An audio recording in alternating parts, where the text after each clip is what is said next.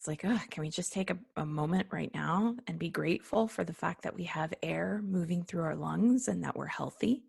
Like, oh, another thing that just like personal connection or the ability to go in and out of stores with ease. These are all things that I think many of us took for granted, and our health is on the list too.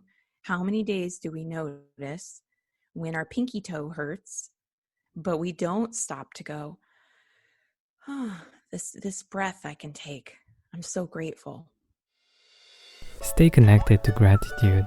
Hit the follow button right now and join thousands of listeners tuning in each week. We're the Gratitude Seekers. Come join us.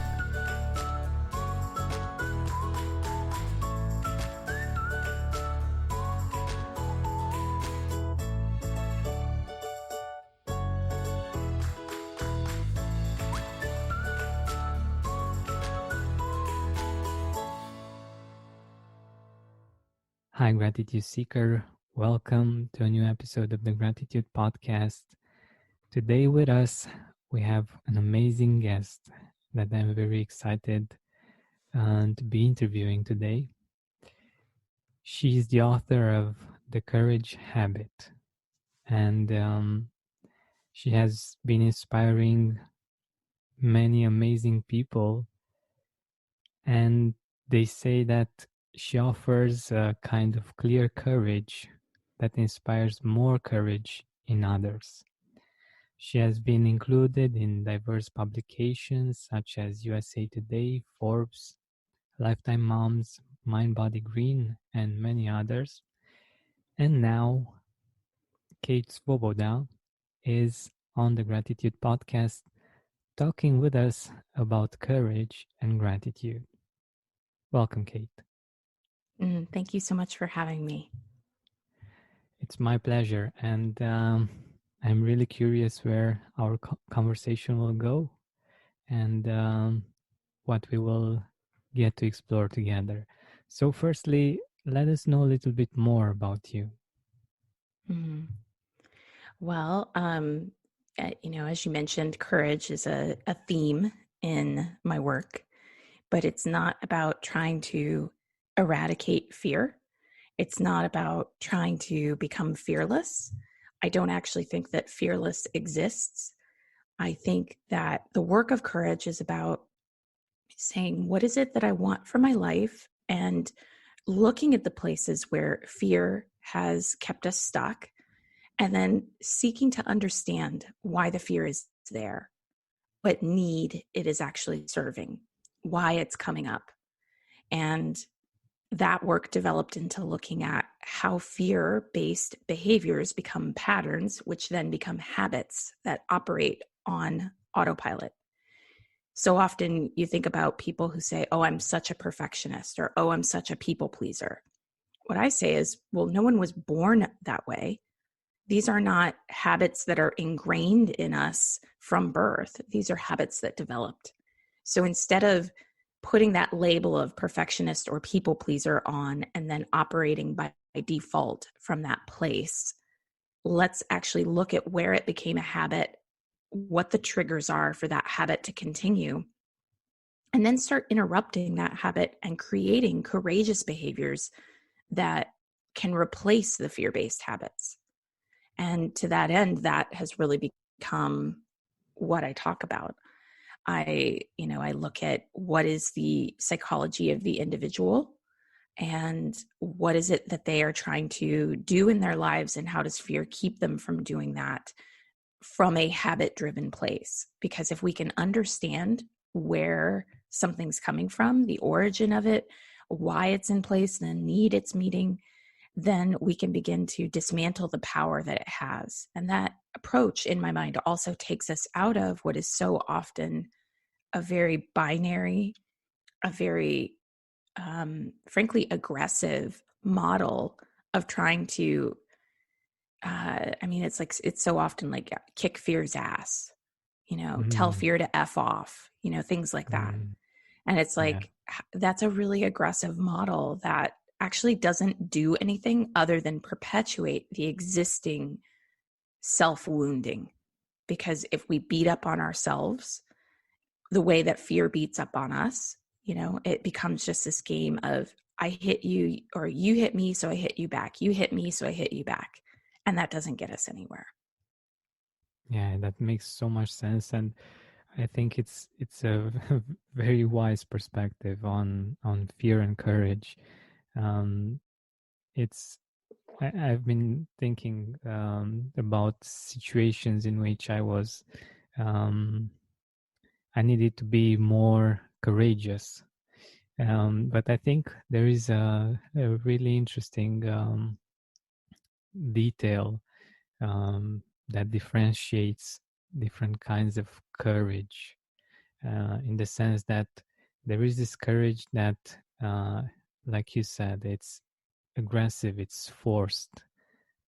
And there is this other kind of courage that is more silent, um, and it's still as powerful, and it can be even more powerful than the other one, even though it's not as seen as the kind of courage.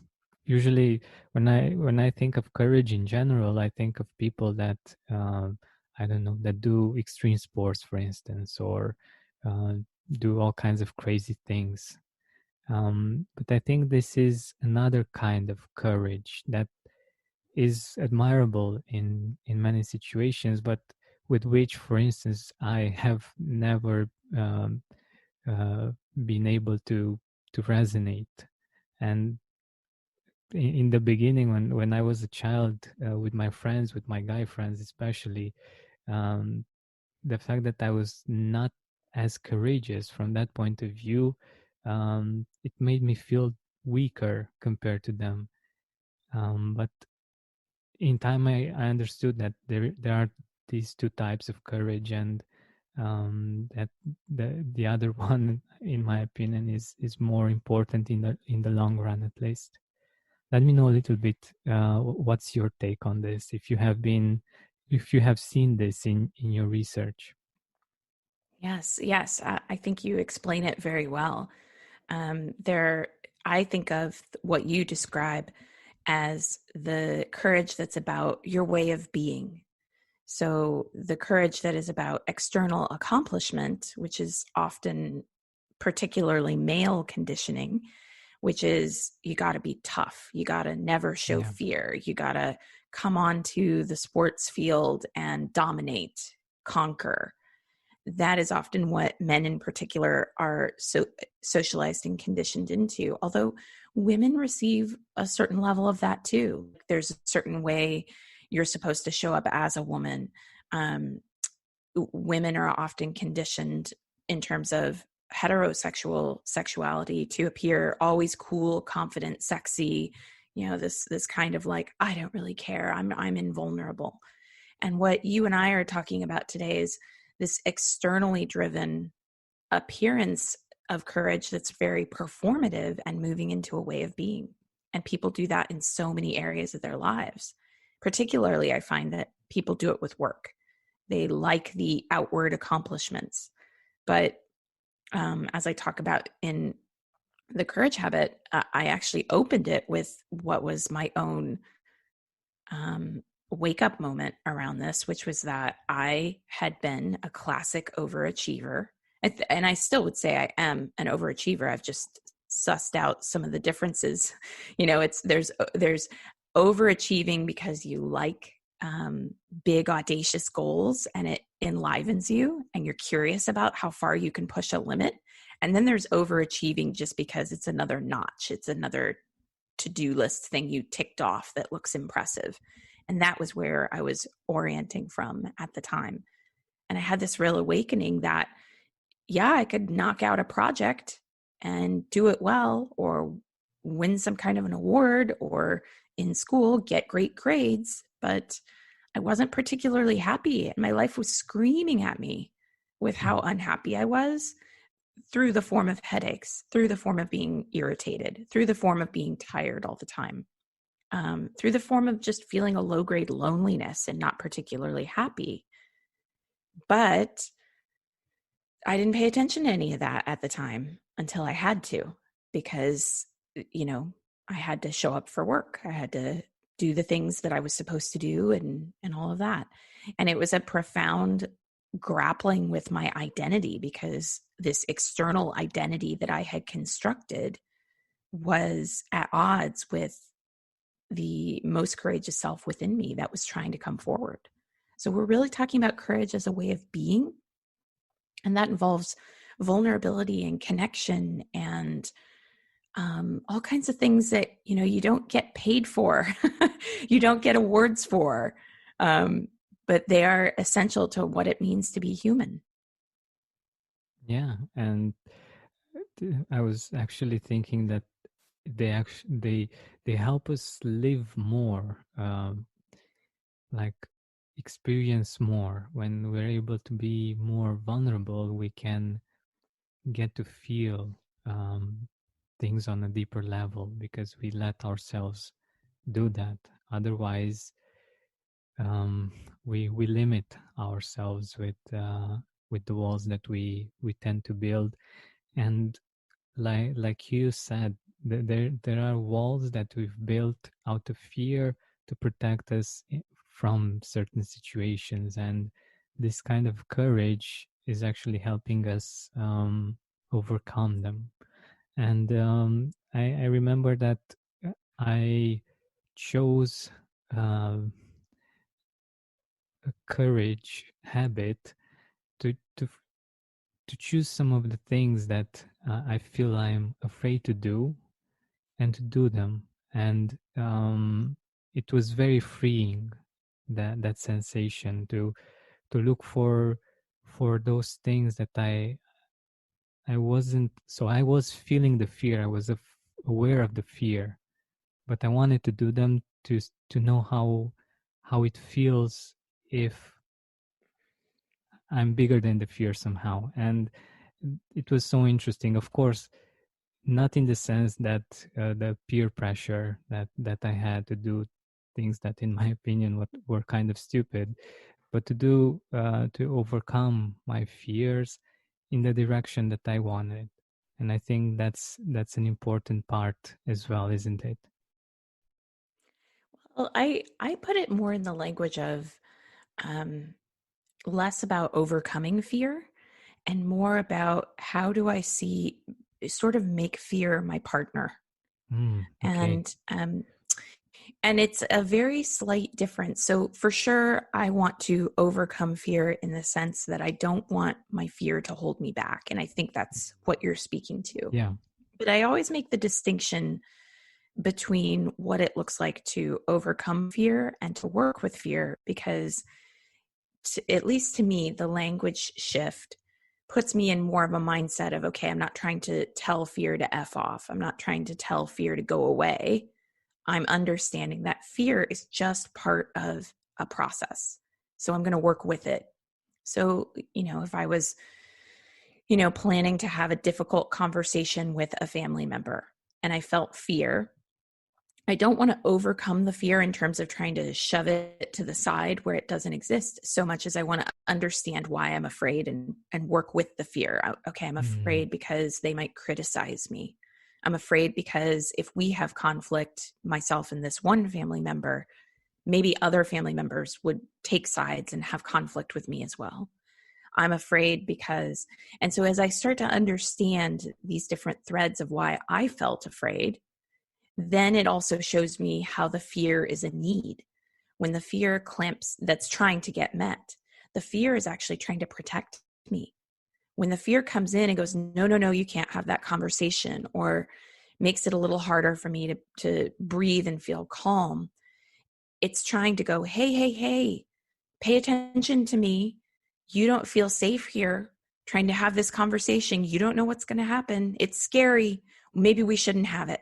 Maybe life would just be easier if we didn't have this conversation right now. Let's just mm, not have. So it's like it's misguided in the sense that, as we all know, when we need to have a difficult conversation, not having it when it needs to happen, that just kicks it out to a later date, right? Like it's going to get exactly. worse with that person. There's going to be more resentment. We're going to be more stressed. But in that tiny little moment, when I don't want to have that conversation, when fear's like, We don't need to have that conversation. There's like a protection that the fear is attempting. And I often equate fear as being like a small, underdeveloped child. Small, not as in, bad, but small as in young, underdeveloped. Fear does fear does not have a skill set. That's what it's really lacking. And so this is to me the most fascinating thing to come out of how I've studied fear and courage, which is that if someone is willing to look at the places in their life where they are afraid, and instead of pushing the fear away, if they are willing to say, what's really going on here? What story am I telling myself? Like I could use this example of the conversation with the difficult family member. Like, oh, I have a story that if they're mad at me, other family members will get mad at me. And then what's my story about that? Let's follow that thread. Well, my story that if other family members get mad at me, that everyone's going to be mad at me. Okay. And so what's my story about everybody being mad at me? That I won't be loved. Okay. Now we've got something to work with here. What I'm afraid of is that I am not only not being loved by this one person, not only not being potentially loved by many other people, but that I will not be loved by like a lot of people, that I will not be loved. Okay, now how can I attend to my fear? Hey, fear. First of all, I don't think it's that they don't love me. It's that we just have a conflict right now. Hey, fear. Even if they didn't love me, I love us. Hey, fear, even if somebody else doesn't love or approve of my choices, that person has a right to what they want to think or believe. And then I've got other people who do love and approve of my choices. Hey, fear, I get it. It's tough when people don't love it or approve of our choices. This is an opportunity to really learn how to be with the discomfort of that. So, you could compare it to a child who is afraid to get into the pool for the first time and try to swim. My own daughter experienced this when she was first getting into a pool when she was younger. She was afraid. And when you look at it from the perspective of the adult, it's like, well, what is there to be afraid of? I'm your mother. I've got you. You're not going to drown. I would never let you. But of course, we have to look at it from the perspective of the child, understand the child's fear. It's this large body of water, and it's so much bigger than what the child is in every single day, right? And it's scary. And there's probably a lot of at the average pool, there's probably a lot of other kids splashing around and making noise. And it's, it's a different environment. It's a different sensation. So you go one piece at a time. You say, okay, why don't you sit on the edge of the pool, put your feet in? Why don't you get in the pool, but I'm not going to let go of you. I'm going to hold on to you the whole time. Why don't we sit on the ladder of the pool or the steps of the pool? But certainly we don't want to turn to that child and say, what's wrong with you? You're so stupid. God, can't you get it together? Don't you see that there's nothing to be afraid of here? So it's very much, how do we understand in this with ourselves in the same way we understand with a child that they just lack a skill set? How do we understand that with ourselves? That's so deep and so beautiful, and I love how kind this perspective is, and yeah, it makes a lot of sense, and um, I think it's a very important topic because many of the things that we can be grateful for are at the other side of fear. And in this sense, I think it connects very well with gratitude. The fact that once we are able to work with fear and go through those things that make us feel afraid, we can experience even more gratitude. But what's your take on this? What do you think? How do you think gratitude and courage connect? Oh, well, I so like I as I was saying before we started recording, I'm so into your perspective on gratitude and the idea that Thank you. gratitude is a way to um shift out of a space of fear. And so the connection I make is that, I'll just use the pandemic as an example. One of the things that I have been doing on the hardest days of the pandemic, and I certainly don't want anyone to think that I haven't had days where I'm like in despair. I mean, I talk about courage, and I'm also a normal, everyday human being. I fluctuate. I have all kinds of feelings throughout the day. And I've had feelings of despair before. I've had feelings of rage or anger before, particularly being an American and watching how the last presidential administration handled um, their job, which I felt was done poorly in terms of protecting citizens. And so I look at those things and I go, okay, what are the things that I can do what are the opportunities here, basically? To me, the gratitude and the opportunities, because if I don't look for the gratitude and if I don't look for the opportunities in this situation, then I will be pulled into the psychological undertow of all those scary news headlines. So, the place I've been going to when I've felt afraid about the pandemic and that I invite other people to go into is there's an opportunity here, and I'm grateful for the awareness of that opportunity to remember how much I love people. I mean, that might sound like an odd thing, but how many times before the pandemic did I get invited to something, a dinner, a party? Hey, let's meet up. And I'm too tired. It's been a busy week. It's like, oh, wait, hold on. Opportunity. How can I get more into the fact that, like, I want to be really grateful for the connections in my life, because even though they're all on Zoom right now, they're a lifeline. And I never want to take them for granted again. I want to really put them at the forefront of my gratitude. And when I think about the gratitude that I have for the opportunities, other things, this is an opportunity. When time became very crunched for me because I have a 6-year-old and, I'm the CEO of a company. I run an accredited life coach training program. I come to podcasts, I have appointments, right? Like there are Yeah, things I need to do, but then she had no school.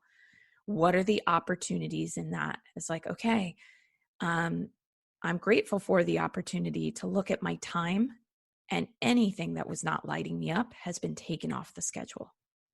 It forced my hand, so to speak. I couldn't just kind of, well, it's okay. No, actually, time is of the essence. I cannot commit. I'm not willing to commit any longer to the things that don't light me up. So, mm, in essence, how do I use this time? And then the other thing that I keep thinking about is that, and I felt this from the earliest days of the pandemic. I have a podcast myself, and I actually did an episode on this called This Is What We Train For, because isn't this what we train for, right? Like the gratitude practices that you have been talking about for so long. You weren't talking about those gratitude practices for when life is easy and when it's just yeah, peachy and nice. You're talking about using gratitude to help with people's emotional resilience during times like a pandemic. And of exactly. Yeah. course, nobody ever predicted a pandemic, but this is what we train for. So, whatever people's spiritual practices are, personal growth and wellness practices, I think rather than going to a space of, oh my God, it's all awful and what are we going to do? And just staying there, sure, we're going to go to that space a little bit, but just staying there, we have an opportunity to remember that this is why we cultivate these tools.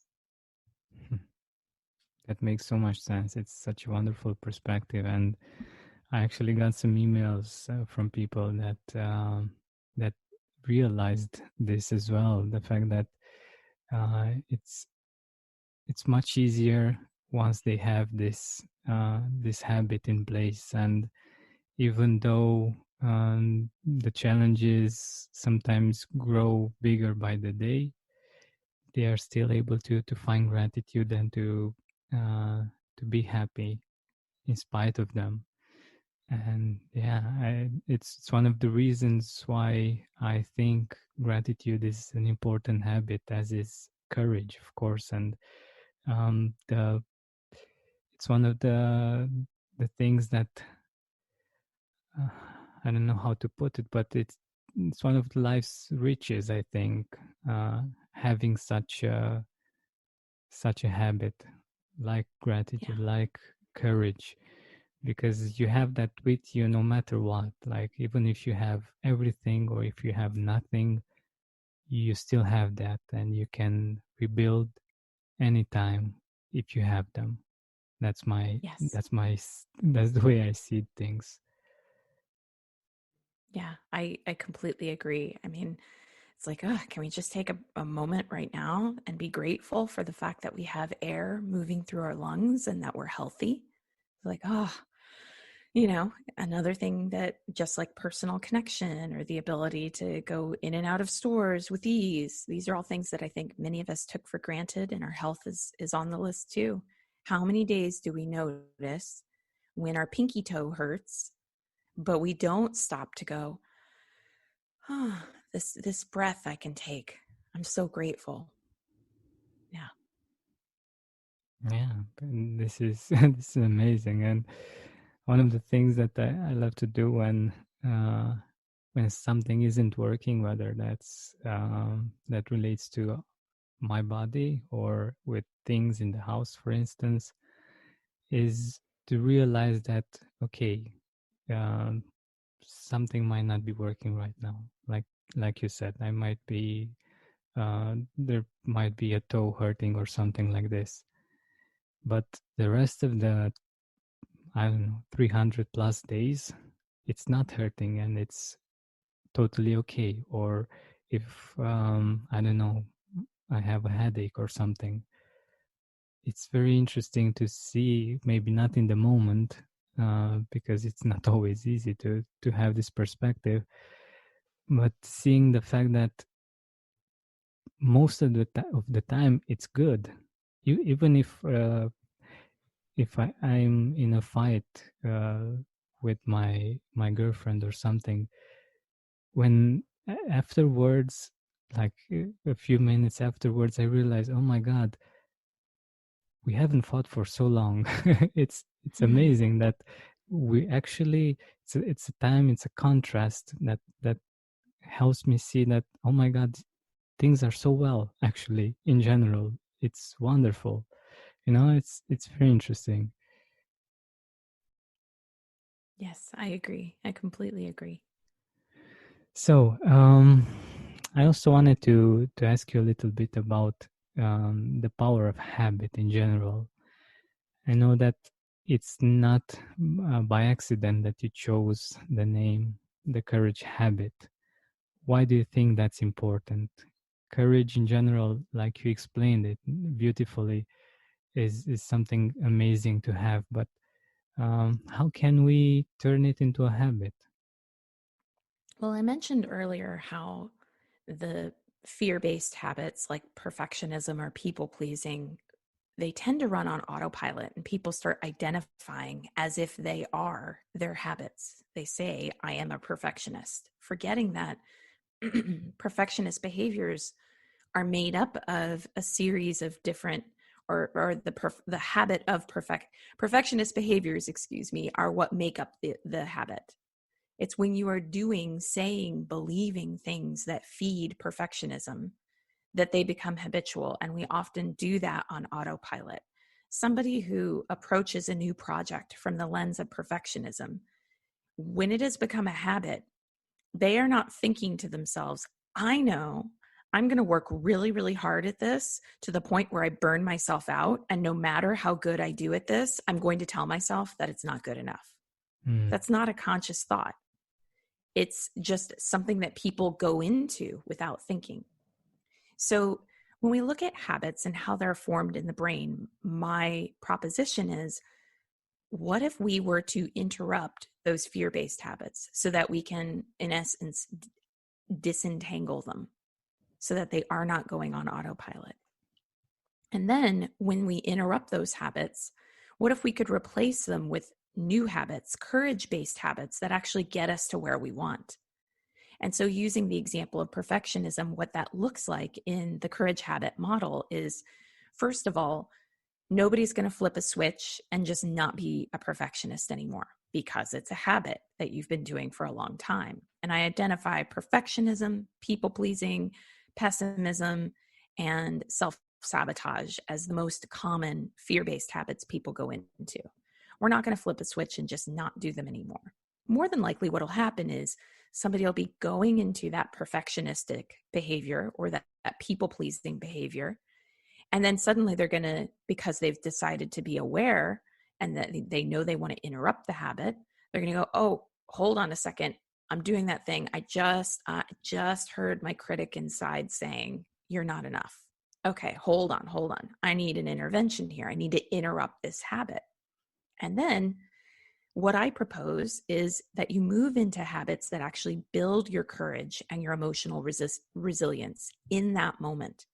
And the 4 habits that I identified through the research as most contributing to nurturing that emotional resilience were accessing the body, listening to your fear but without attaching to it, reframing the negative stories fear is feeding you, and reaching out and creating community. And you can do all of those, or you could do even just one. So, to continue the example, let's say that I'm getting really caught up in perfectionism and, oh, God, I'm doing it again. I'm doing this perfectionist thing again. Hold on, let me interrupt this habit. I could slow down, access my body, breathe, listen to the fear based thought, you're not doing this well enough, but not attached to it as truth. Okay, I hear you, fear. You're saying I'm not doing it well enough. Reframe that limiting story. You know what? Fear, I'm reframing. I'm doing this as best as I can. That's all anybody can do. Reach out and create community. Listen to the gratitude podcast. Go find that friend. So often we think that to reach out and create community, it has to be like real time connection. But I would say listening to your podcast is you are part of people's communities now, which is so great. So somebody could interrupt the habit and do all 4 of those things, or someone could just do one. Someone could notice, hey, oh gosh, as the further I get into this project, the more my perfectionist pattern is showing up. I'm going to pause work on this project so that I can interrupt where my mind is going. And I'm going to turn on the gratitude podcast because that is a way to reach out and create community. So in that example, I've talked about you can do all 4 or you could do just one. The important thing is that you interrupt the habit so that it doesn't continue to run on autopilot, and you replace it with some kind of courage-driven habit or behavior that you're trying to cultivate.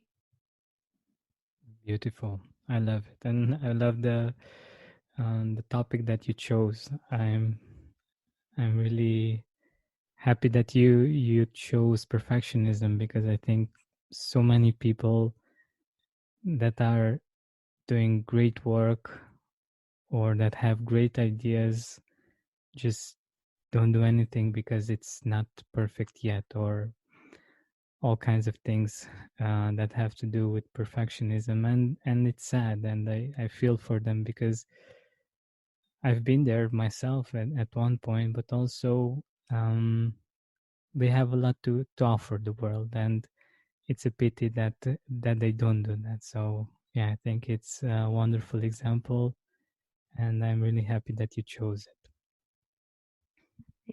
Yeah, it's a really common example. Yeah. So we're nearing the end of our time together, and I wanted to ask you, where can our audience get in touch with you, get in touch with your work, find your book, listen to your podcast? Yeah, so The Courage Habit is my book, and it can be found on Amazon or local booksellers, and it's in a few different languages, which is really exciting to me. Um, you can also learn more about me at either yourcourageouslife.com or teamclcc.com.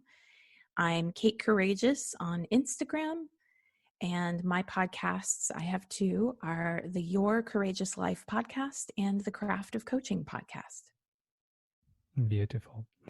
Thank you very much for being here with us and for sharing this amazing perspective on courage and just for being so kind and sharing this kind perspective with us. I think it's something that we all need sometimes to just have someone remind us that we can be kinder with ourselves and that we can um, experience more by being kind and, of course, being courageous. Yeah. Yeah. Thank you so much for having me. Hey, Gratitude Seeker, thank you so much for taking the time to listen to this interview. I really appreciate it. And if you could think of one person that would also benefit from it, share it with them. It might actually be the inspiration that they need to make their day or maybe even their life much better. Thank you so much once again. This has been Georgian Benta. Don't forget to keep seeking and spreading gratitude.